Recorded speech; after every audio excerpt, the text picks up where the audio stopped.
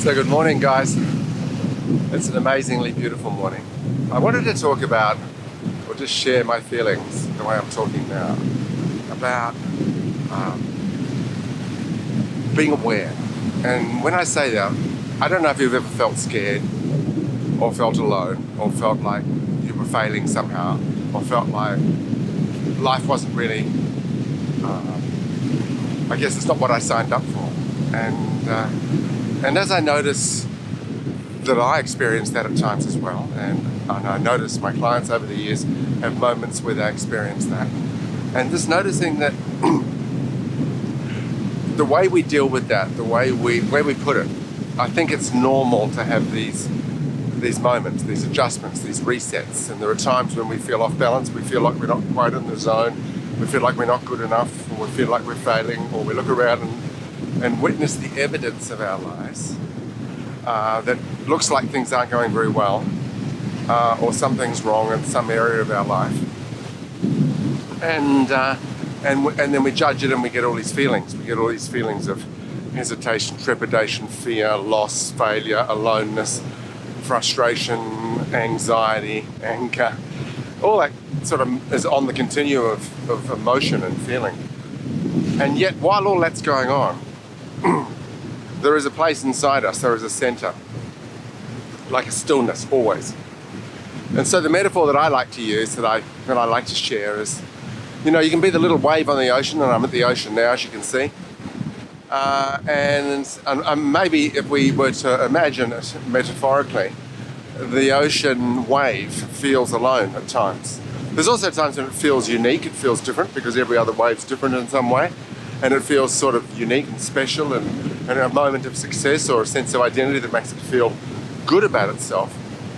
And yet there are times when it feels like it's sort of alone, separate, not part of anything, or it's just so small and insignificant that it is meaningless. And then it sort of ends up washed up on the beach. So I was just thinking that when we let go of our attachment to the emotion, when we let go of our attachment to the judgment, that part inside can start to shift. When we let go of identifying ourselves, I'm failing, I'm not good enough, I'm not smart, I'm not successful, and we start to drop away, I'm my name, I'm my money, I'm my car, I'm my thing. And with a little wave, if we drop that away and the wave lets go, if it really lets go, and that can be quite frightening, because the idea of letting go of the idea of itself as a wave, even though it knows somehow it's part of the ocean, can be quite terrifying, because then, well, what am I then? I'm disappearing, I'm nothing, I don't exist. And yet, as it lets go more and more and more, and disappears as its idea of the wave, I guess you can imagine it becomes the ocean. And what would that be like? What would it be like to be the ocean? So in terms of consciousness, letting go of the idea of yourself as a separate being, as not good enough, as somehow struggling, or something's going wrong, or it's just tough, or there's got to be more to this sort of feeling.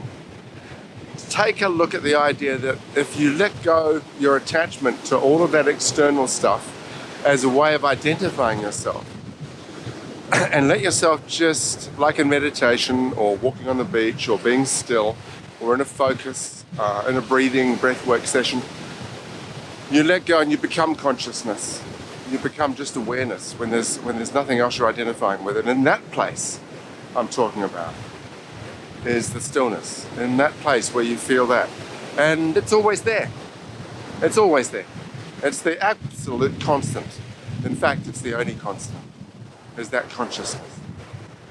So if you were to practice, and I'm going to turn around now and just sort of allow you to see around me, and you would let go and just allow yourself to look at the emotion, to look at the distress, to look at the worry, to look at the concern, to look at the things that aren't working, and go, yeah, cool, they're external and they need adjustment, they need attention, they need focus. And yet at the same time, there's this consciousness looking at them. And as you increase your consciousness and awareness, you start to see amongst all of that, in fact, even more pervading, you start to see the sky, the ocean, the sand, the forest, the rainforest, the beautiful people around us, all of the good fortune, all of the beauty, which is always there also. It's just that we've got to be able to be from our centre to really recognise the goodness of it all. And that the things that are not easy are actually not that big. Unless we really attach to them, our sense of self, our identity, and then it sort of can be all-pervadingly painful. But that's a journey, is it not? So on your journey, have an amazing day. I just wanted to share that with you because these thoughts come to me as I walk along and I really want to share them. As part of my life's work is to go, hey, what I'm noticing is this. How can I help you in some way? So have an amazing day. Blessings. And I've got my rituals I'm just in the middle of. I've done Mount Coolum. I run Mount Coolum.